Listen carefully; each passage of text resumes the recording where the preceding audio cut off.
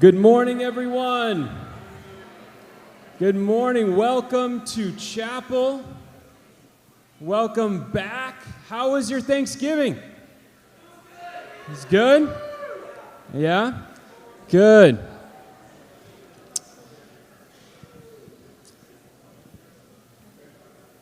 I hope you were able to grab a donut on the way in.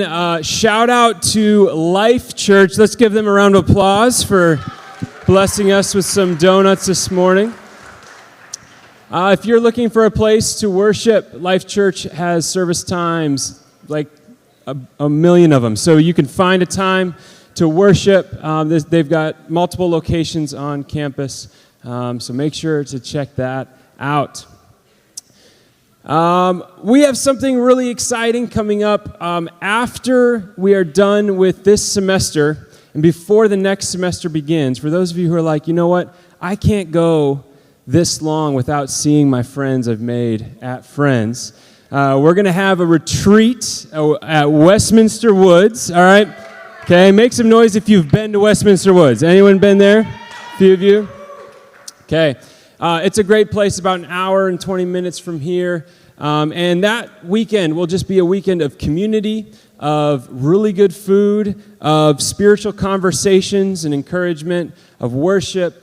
And so if you are interested, after the service, I believe the SLAs are going to be hanging out in the lobby. They can give you more information, help you get signed up.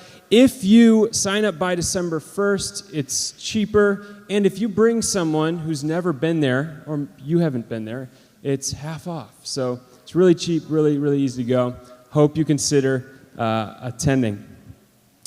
All right. We've got a great group here this morning, so let's stand and let's walk around, shake some hands as we prepare to worship.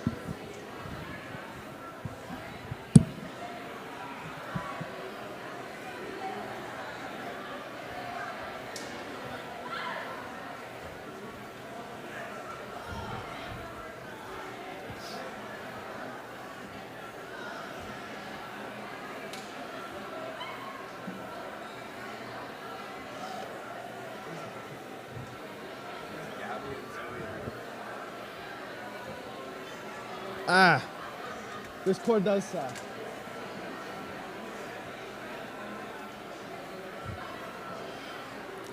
Well, good morning. How is everyone on this fine Thursday morning? We're going to start with a little time of worship today, so let's worship the Lord together. 1, 2, 3, 4.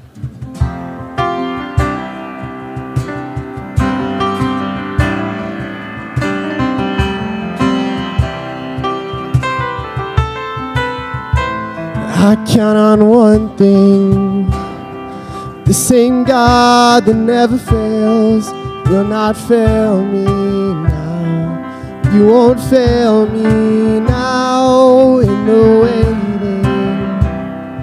The same God who's never late is working all things out. You're working all things out. And yes, I will lift you high. I will bless your name.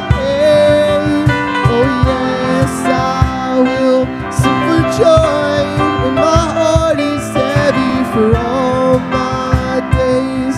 Oh yes, I will for all my days. Oh yes, I will.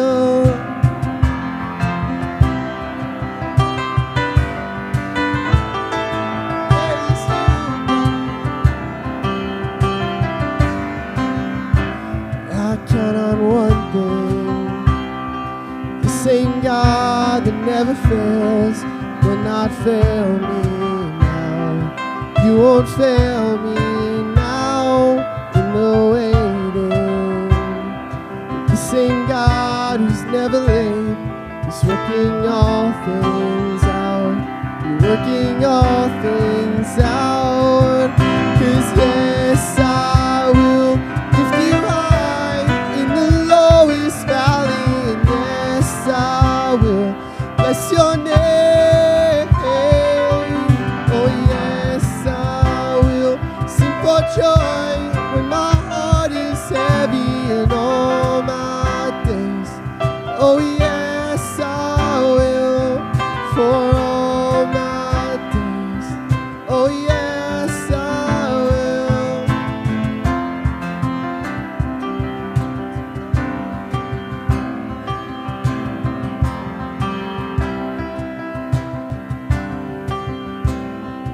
I choose to praise, to glorify, glorify the name of all names. And nothing can stand against, and I choose to praise, to glorify, glorify the name of all names.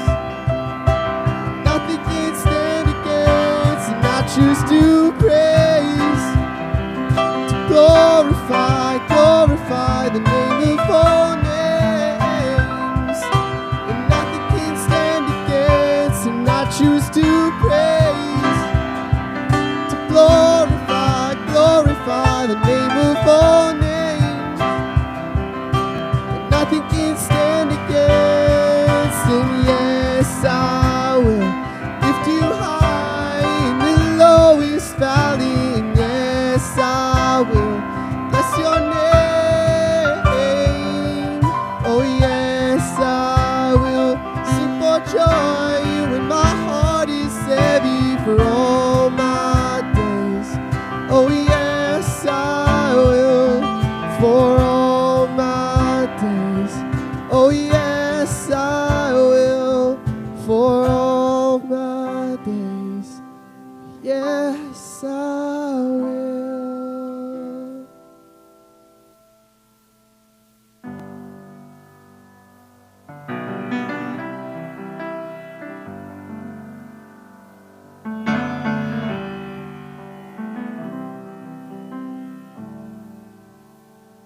I love you, Lord. Oh, your mercy never fails me. For all my days, I've been held in your hands. From the moment that I wake up until I lay my head, I will sing of the goodness of God. And all my life you have been faithful. And all my life you have been so, so good. With every breath that I am able, I will sing of the goodness of God. I love your voice. You have led me through the fire and darkest night. You are close like no other. I've known you as a father. I've known you as a friend. And I have lived in the goodness of God. And all my life you have been faithful.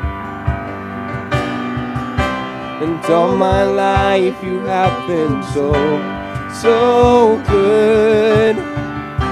With every breath that I am able, and I will sing of the goodness of God. And your goodness is running after, it's running after me. Your goodness is running after, it's running after me. With my life laid down, I'm surrendered now. I give you everything.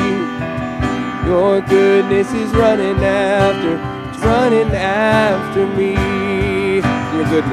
Your goodness is running after, it's running after me. Your goodness is running after, it's running after me. My life laid down, I'm surrendered now. I give you everything. Your goodness is running after, it's running after me. And all my life you have been faithful. And all my life you have been so, so good. with every breath that I am able, I will sing of the goodness of God. And I will sing of the goodness of God. God, I thank you for your goodness, for the fact that you run after each and every one of us. And I thank you for your unfailing love. I pray that you just bless the rest of this chapel. Help us to have open ears and open hearts to receive the word that you have for us today. In the name of Jesus, amen.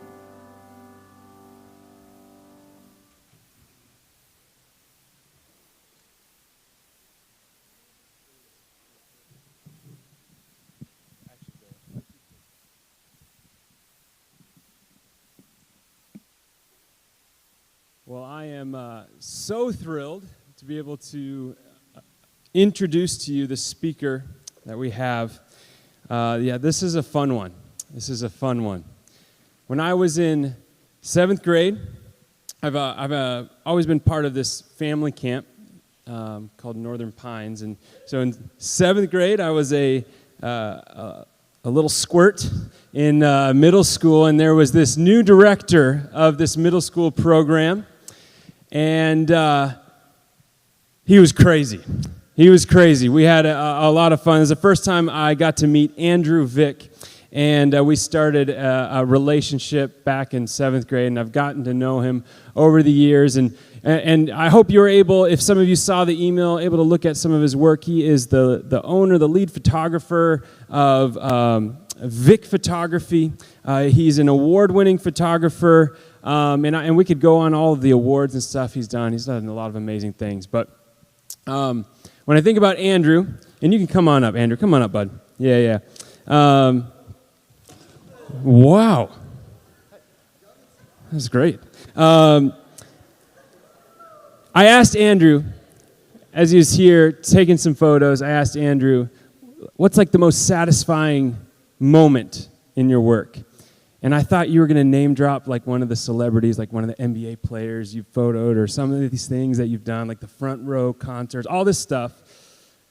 And you told me about a story of a bride that was anxious, and you got to make her dream wedding and tell her story and be there every step of the way and see her life change in that moment. And that, to me, was a representation of who Andrew is. It's very rare that I get to introduce someone who I think is just truly like a world changer. And so I'm so excited. I have no idea what he's going to say. It's going to be great. But would you give a warm friend's welcome to Andrew Vick?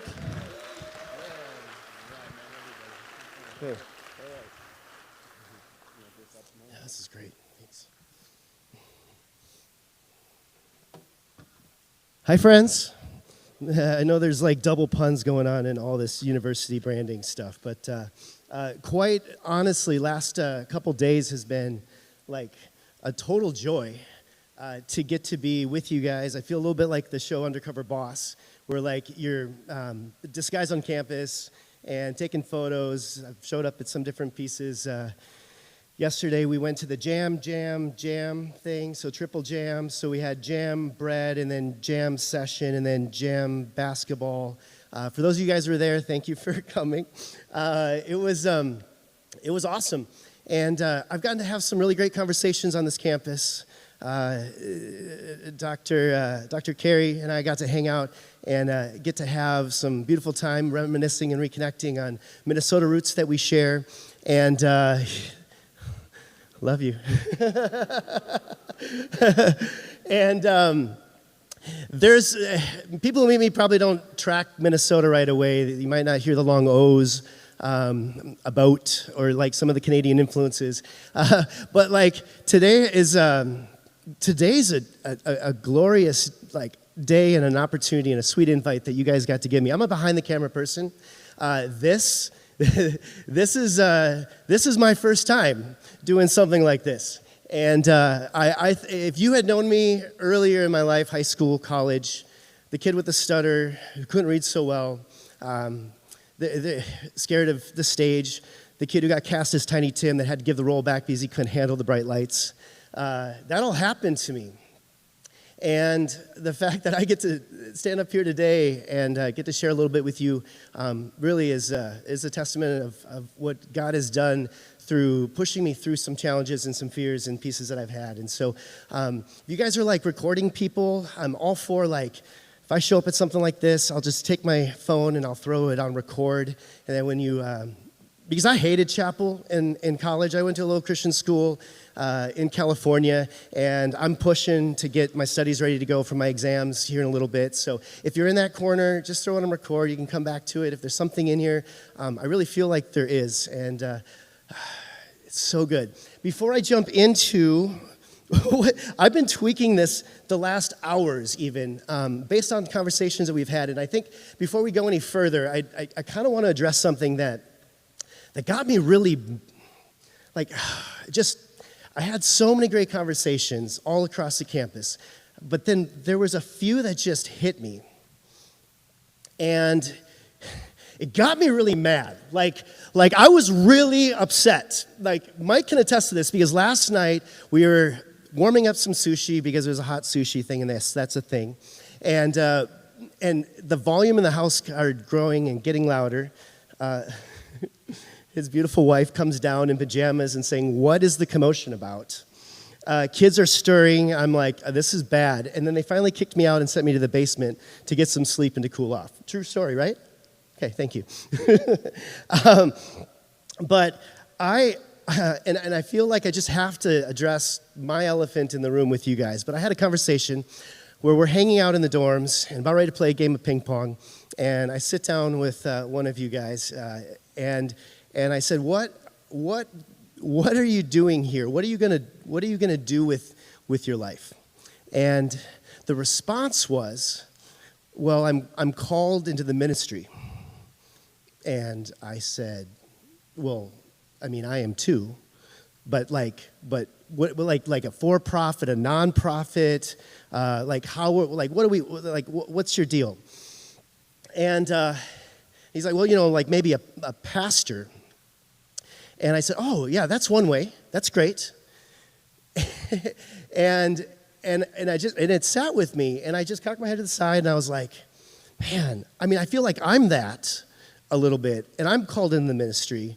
But like each of you guys are here in this like really special, incubated, curated time to find vocation.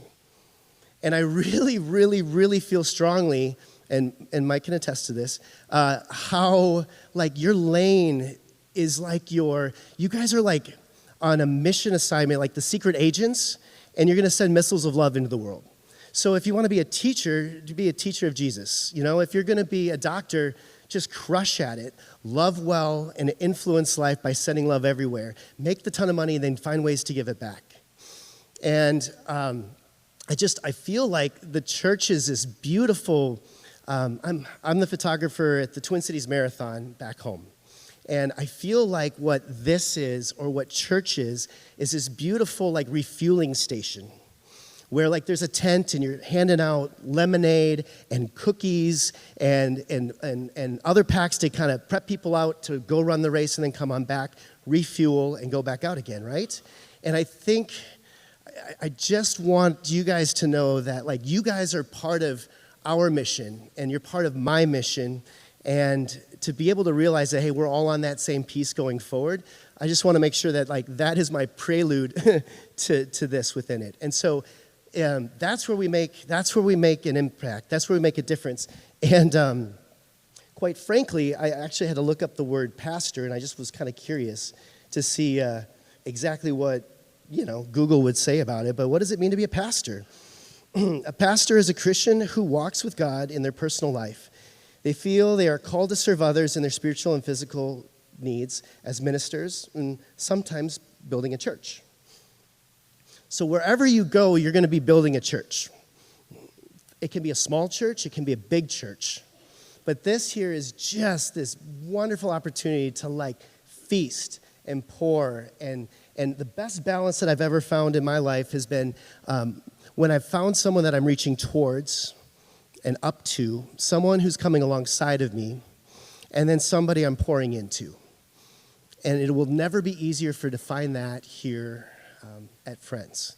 And so as you go after your vocation, know that's just the passing through vessel. That's just the thing that you're going through to then go and do the kingdom building pieces that are all meant to be for that. So I got mad. I'm cooled down. I woke up mad. I'm cooled down a little bit. But thanks for letting me go into my riff within that. So I'm going to like breathe for a second because I'm kind of sweating.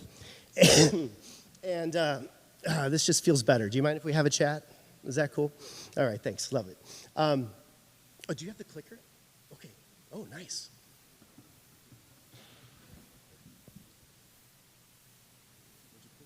I don't know if I officially got that. I'll find it. Hold on. You can just click through me. Yeah. Okay, great. Cool. So my family is part of the reason why I'm here. And this is my crew at home. I am a dad. It's another one of my titles besides photographer. And the little guy below, his name is Diem, quite literally means light. We created him in the world to go and send light into spaces and to find joy with others in that. Nelson's on my back. Everybody loves a Nelson. Nelson's my fiery redhead. And together, my wife on the side, partner with me there is Janelle. I'm a wedding photographer on the weekends, and she gets to do wedding planning. She's renamed herself a celebration artist, which I think is a really cool thing. We've been deeply diving into ways to find our why in it. The camera's taken me all over the world, and we'll click through with that. You can see the different countries that we've gotten to cover, and my goal is to kind of cover the majority of the globe by the time we're done with this. New Zealand was a trip. There's a lot of beautiful places, and we can throw the next one.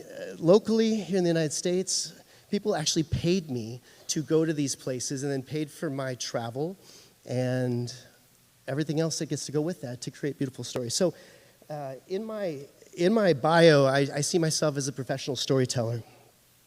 And to be honest with you, I also am a recovering Southern Californian Christian. And what does that mean? It means that, like, I got my world rocked pretty good stepping out of Minnesota.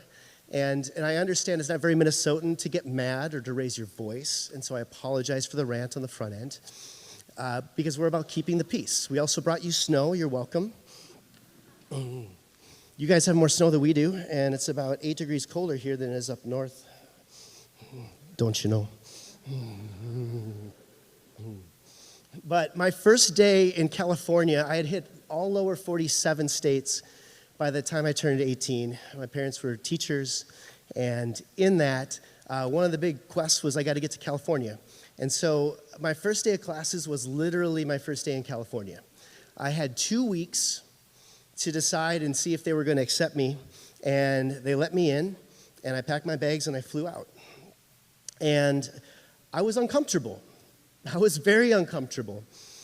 By the time I was like done with my time in college, I ran for student government. We ended up raising the event bar from 16 events a year to 64 events a year. And I had a heart for finding corners of the community and students who maybe hung to the darkness. And there's also going to be people that love to go to the light. And so we kind of found ways to create events that would help showcase that. In Southern California, surf is culture and it is life. It's also a place like they need to rename everything to make it acceptable to step into church. So church services were known as gatherings. Small groups were known as hangs or chats. And one of the things I learned was this requirement to go to chapel. I kind of just hated the concept of it. And so I said, when I got a chapel invitation to come and speak, I said, well, that's perfect. Because why not just be more uncomfortable? So I love you, Mike. In it, to go to this campus, I'll show you, there we go. This is my freshman dorm. Teeter right on the cliffs right there, and some of the best surf waves in all of Southern California are off the coast right there. It wasn't a bad place. However, I had to sign a lifestyle statement to show up. And so it kind of had the standard things that maybe you guys have signed it here. It had, you can't cuss on campus, can't drink, can't murder, some of the basic things. Mm-hmm. And there's even open dorm hours where you could visit a co-ed, another gender dorm, but you had to leave a sock on the door, and you're only permitted to stay for 2 hours or 3 hours. But the one thing that just drove me nuts that we had to sign that we couldn't do is that we couldn't dance. Because that's like the ultimate sin. But somehow, mosh pits were fine with co-ed bodies bouncing around, sweaty, pressing up each other, but if you break out into swing, you're done for. So we found ways to get around some of the things that we could or could not do. And we read through the bylines, realized that trespassing is one. We could kind of get away with trespassing, maybe not out in the public, but on campus, we wouldn't get kicked off campus if we trespass. So there was this informal group that started. It was like a hot tub club. And we knew the best hot tubs in all the Bay. And we knew which ones would fill on certain days and which one would be pretty mellow. And by the time the night came, we were like, all right, sound the horn, let's go. So we pile into the back of a truck and we head on down to the Bay, and I won't reveal the hotels, that we would just pop each other up over the fence and enjoy a nice soak. And we just felt like that was the best, most rebellious thing that we could possibly do. The second one that felt like it was also in that gray area was nakedness. Yes, nakedness. Somehow when the dorm doors are closed, that's internal. You're not going to get in trouble for doing that outside. And did you know that there's 104 passages in Scripture that refer to being naked? Fun fact. I'll tell you this wasn't in my kids' picture Bible. None of these stories were. But I also realized, there's a vulnerability in this. And in California culture, people even baptize each other naked. It is absurd. And it was uncomfortable for me as a Minnesota kid coming through to this and entering into this culture where some of that is just part of Southern California. You're in a wetsuit, you need to change quick, it's a car pop-up in the back, and you just do the quick trunk change and you're good. And that was just accepted. There was even one dorm on campus that took it to a whole literal level where it was a very open policy of clothing, all guy dorm, and it was called Hendricks Hall. And these are true stories. So in that, the dorm itself was really beautifully built for this whole concept because it was an old school dorm with just one big open shower. And it had 12 heads in it and spigots, and so people were just kind of used to that. The challenge came on the recruiting visits when the basketball team was kind of our gold. Shout out to you basketball players out there, that it almost felt like the short straw that the coach would draw of where they were going to put the kid for the night. And they're like, oh man, they drew Hendricks. And they knew that chance of recruiting that student dropped probably 50% after their experience for it, because there would be a bat signal of sorts that would go out. And so, the high school kids would come in in their board shorts and be showering, and there'd be a bat signal that would go out. And one by one, guys knew what that meant, and they would just start going, and that was just the time to shower. And these students are just sitting there just trying to shower and going, is this what happens all the time on this campus? And they were extremely uncomfortable. And I'll tell you this, hearing that, I was that was crazy to me. And so, later that semester, there was someone said, did you hear there's going to be a speaker at chapel? And I said, well, yeah, we have speakers at chapel all the time. He said, no. I said, streaker. I said, are you kidding me? So that was the last time that student went to that campus, and I almost didn't come back because I'm this place is not for me. And in that, I thought it was the most perfect timely call that this kid from Minnesota that's in the middle of Southern California, extremely uncomfortable by this culture, gets a phone call and says, you would be the perfect candidate to lead a middle school youth camp in the middle of the woods of Wisconsin. And they said we have this great new staff, Dean and Julie Jaderson, and they are just crushing it. They're this amazing husband and wife duo in the senior high program and doing great things. And we're looking for like a filler in the middle school program just to kind of get by, just get the kids into the senior high and push them along. And once they're in Dean and Julie's arms, they're going to be great. And I was extremely uncomfortable and intimidated by that. I thought, I could fill a gap for a year. 1 year turned into 8. And that's where I met Mike. And this Mike makes me uncomfortable. It might be his height, his really great beard. But back then, Mike, he called himself a little squirt. Mike was pretty stout. Mike was he was a big junior higher, right? He was a big kid. And he made us uncomfortable, not because of his size, but because of his questions. He'd look at you with these big brown eyes at the bonfire, and he just knew how to rifle the right question at you. And as counselors, we squirmed, and we're like, man, how are we going to answer this? We probably have to have a little powwow and then come back and answer Mike's questions. And he just wouldn't leave us alone. He just wanted to hang out with us. And so in that, I learned that Mike has a special gift, and it's his gift of curiosity. And I learned through camp and through my communities that as humans, we have this deep desire for community. And I'm slightly obsessed with communities that we can't get out of. Like when you graduate from here, you're forever stamped with the title Graduate of Friends University. Like that's a club you can't get out of. Your church clubs, you join a church, you can get out of a church. You can get out of a marriage. You can't get out of being a son. You can't get out of being a mom. But there are places in life that I feel like people buy their way in, but the ones I'm most fascinated with are the ones that you can't get out. And then what do you do with that? And so in it, I've kind of sifted through ways that I try to figure out how do I live this life that God intended to me as a photographer. And again, my storyline is it starts with me being extremely uncomfortable. And so what I did is I came back from that camp that first year, and I said, my sophomore year, I'm going to take every class that scared me to death. And so I didn't love public speaking, so I joined the speech and debate team. Then it happened to be tops in the country.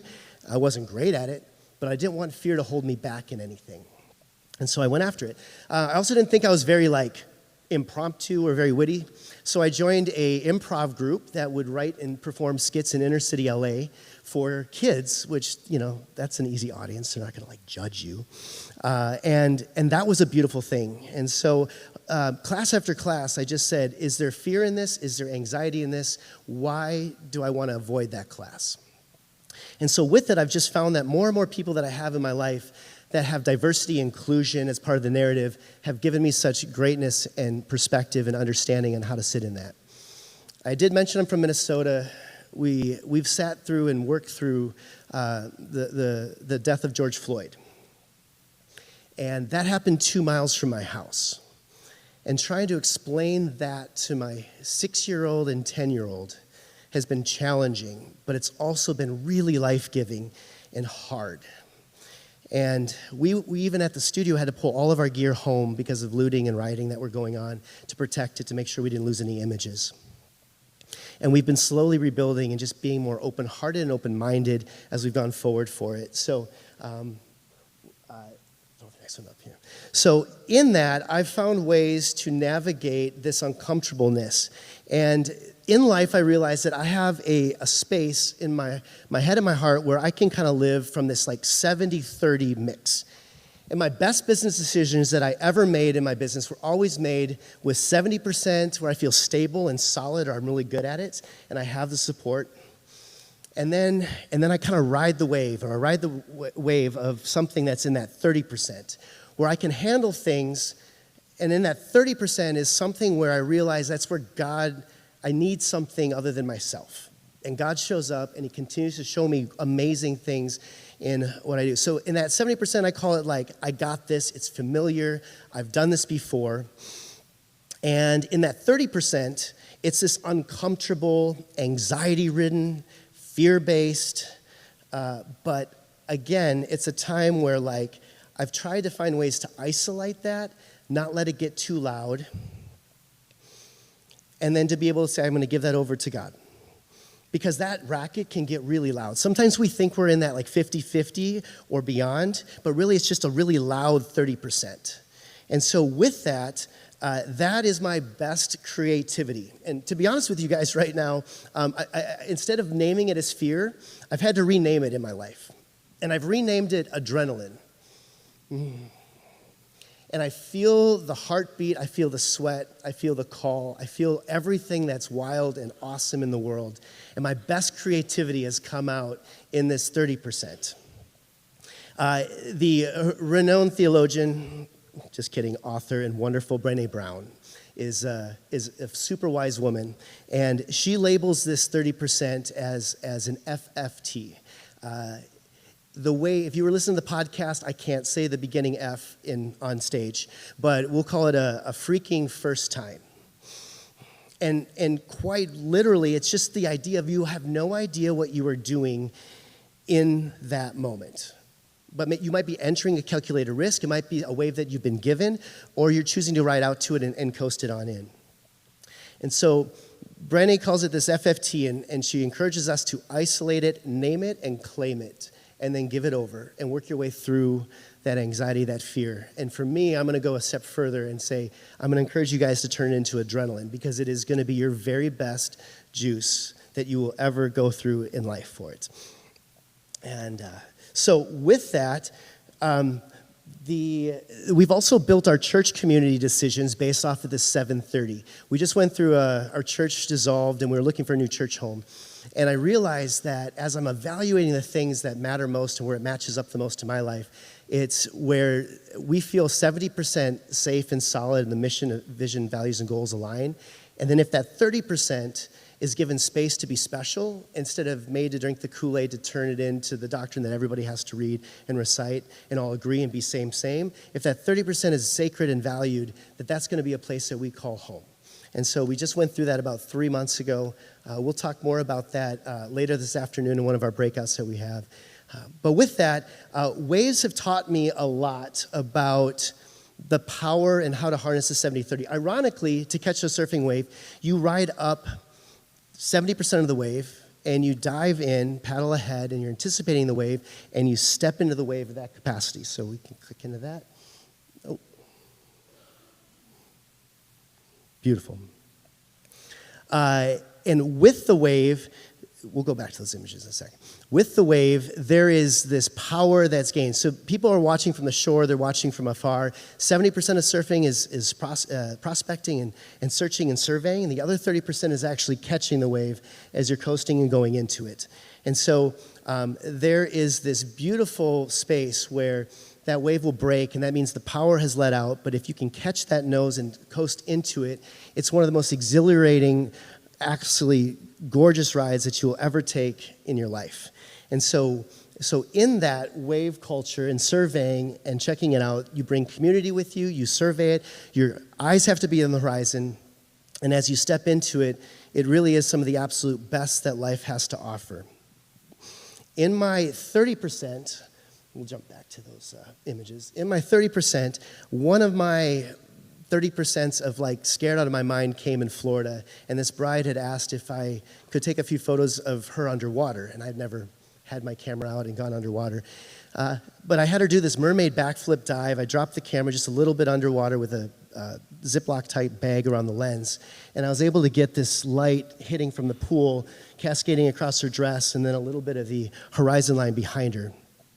And that's been one of our signature pieces for it as well. Another one of my 30% of riding and not realizing if I was knowing it would be our work in Guatemala.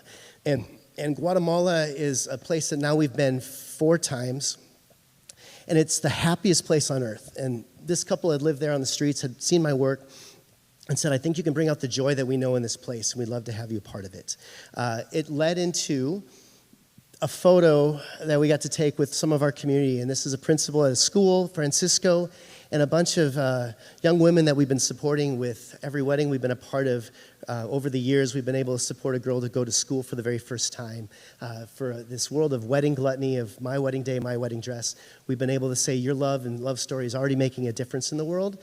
And these are some of the faces of the peoples whose lives have been able to change because of that. I've also gotten to shoot. Mike mentioned some people. Steph Curry was the best man in a wedding I got to photograph, and I took some risk with a slam dunk competition that we had with a trampoline, and we got some killer work for it. And in it, I've also been invited with this whole idea of writing that 30% and sitting in that curiosity. I've been invited to shoot an all-Korean wedding where I was the only English speaker in Miami, a Hindu wedding, a number of Indian weddings, Peruvian weddings where I got flown down to Peru, and floated down the Amazon, and we've followed a church plant trail, and they forced me to give my testimony in Spanish, which was not comfortable, and I was very uncomfortable. But in it, it realized that every culture and every spiritual practice is trying to tap into this taproot, which is how do we find ourselves to be present in the world, and how do we find gratitude? And I think every spirituality, every practice stems from that piece. One of the groups that we got to work with in Southern California, and friends, got to be friends of mine, is a band that many of you guys may know as Switchfoot. And John's in the middle, a bit of a doppelganger. I have signed autographs, people thinking I was him at a number of Christmas shows. But these guys, this was taken at a concert I just went to out in Denver, and they are just great humans. But the concept of Switchfoot is once a surfer has mastered the art of balance and coast on the wave, they challenge themselves by retraining their brain to switch feet and ride the wave opposite. Snowboarders would know it as goofy foot, but the name actually comes from the idea of pressing yourself into that 30% riding the waves. So in it, my last piece is I dislike leaving something like this where you don't know how to apply it into your daily practice. And so I've tried to break it down into something that is easy for me to at least to understand. And I realized that the best people in my life, the smartest people in my life, were the best question askers.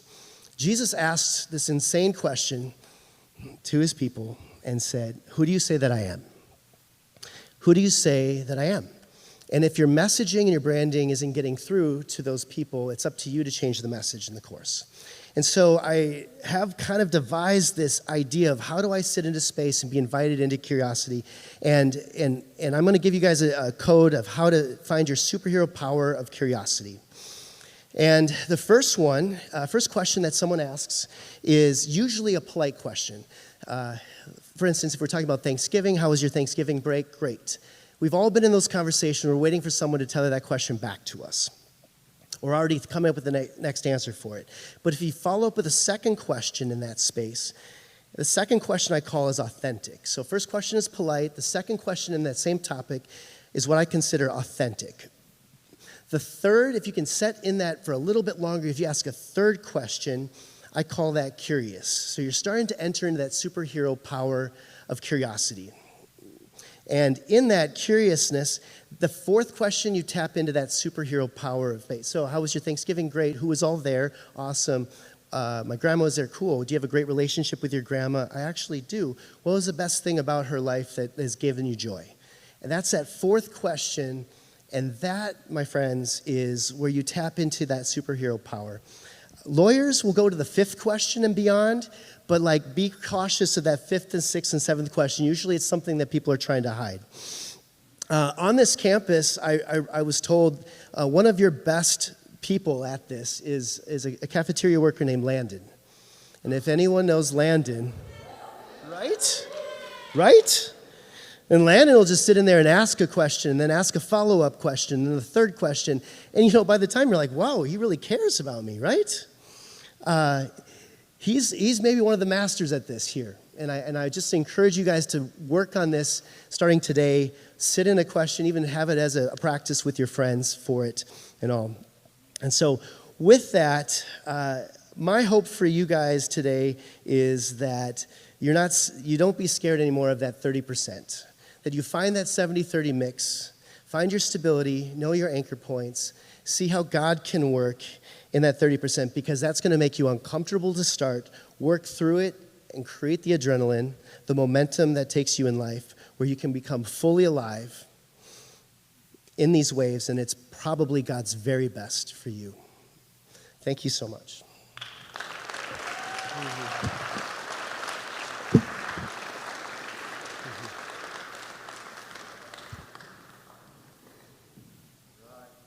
All right. Is that yours? Thank you, Andrew. Wow, that was, when you started going there, I thought we could be here for a few hours, which we were so far, like going to bed at 2 in the morning last night, hashing all this out.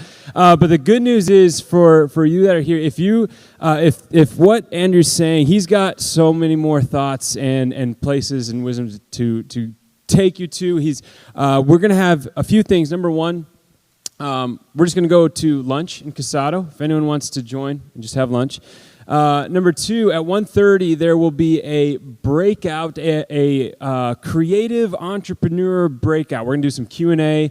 He's going to talk about starting a business, talk about photography, talk about faith and work and art. If any of those questions or topics are interesting to you, I encourage you to go. It's going to be in classroom SCI 144. It's the new art studio.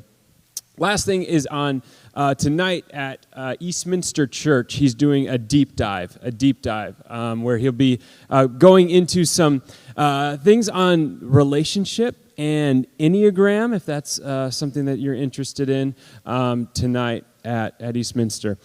So, Andrew, we have a tradition. We like to throw out a few practical questions to guest speakers, kind of leaning into this theme of being fully alive. So, real quick, because we're running over time. What is a practice or habit that is life-giving for you right now? With my kids, I decided I'm going to pick up the camera and document their lives. I'm a commission artist, so I pay people judge my work all the time, and so we have been picking up the camera, taking pictures of my own family, and those are things just for us, where we don't put it out for anybody else in the world to judge, and it's just for us. That's great. If you could go back to your college self, all right, Point Loma, tell yourself one thing. What would it be? And probably don't join that dorm, right? Yeah. But what would it be? You learned a lot about my college. I think, I was thinking about this morning, and I think I'd like to be more like Nate. And Nate is an advanced version of what I had maybe wanted to be once upon a time. And coming as a freshman, I'm proud of this man, and I'm excited to see his impact here on this campus. And it's partly would have loved to have grown a mullet back then, too. That's awesome. And lastly, so we've got... I'll end with good news. What's a piece of good news you have to share with us? We're taking a risk when we get home. We start to dream again. It's one of our barometers of life is good. We're going to break ground on a brand new state-of-the-art studio at our home, working on better work-life balance and creating an atmosphere. The dream would be to open up our doors for more teaching, more coaching, specifically helping couples in the wedding journey work on conflict resolution and realizing that we may not all fight fair, or maybe fight enough, but to do it healthy and with some spiritual backings in that. So, one more time, can we thank Andrew for being here? Hope to see you. Case, would you close us in a quick benediction? Thank you. So this comes from Chief Dan George, who is was chief of the Tsleil-Waututh tribe in Canada. If you just have a posture of acceptance and take a breath and remind that we're still in the presence of a loving God. O God, whose voice we hear in the winds and whose breath gives us life to the world, we come to you as your children who are small and weak to ask for your blessings. Make our hands gentle to respect the world you have made. Make our ears sharp to hear your voice through the noise. Make us wise to learn what you have to teach. Make us strong, not to be superior or to dominate, but so that we may defend the weak and fight our own destructive impulses.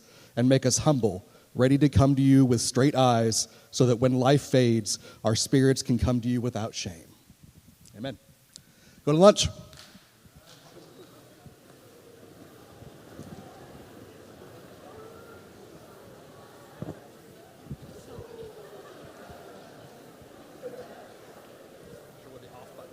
So